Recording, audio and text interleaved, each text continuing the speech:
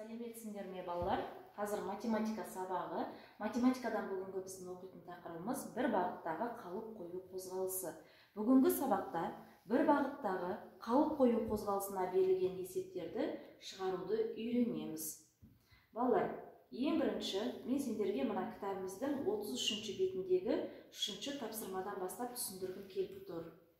Бұл жерде былай дейді: бір елді мекеннен бір уақытта және бір бағытта 75 км/сағат жылдамдықпен жеңіл автокөлік және 50 км/сағат жылдамдықпен автобус жолға шықты. 3 сағаттан кейін олардың ара қашықтығы қандай болды?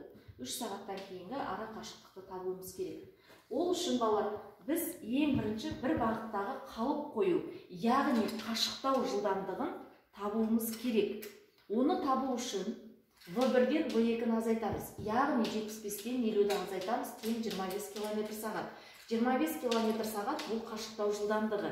Енді бізге жәнегі ара қашықтықты табу керек. Ара қашықтық дегеніміз S. Ара қашықтықты табу үшін қашықтау жылдамдығын уақытқа көбейтеміз.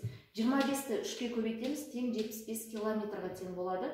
Яғни бұл біздің жәнегі ара қашықтығымыз, белгісіз болып тұрған ара қашықтығы 75 км-ге тең. Енді келесі сендерде жеңіл автокөлік пен автобустың ара қашықтығы 1 сағаттан кейін, 2 сағаттан кейін, 3 сағаттан кейін қанша болатынын табу керек дейді. 1 сағаттан кейінгіні табу үшін бірді біз 25-ке көбейтеміз.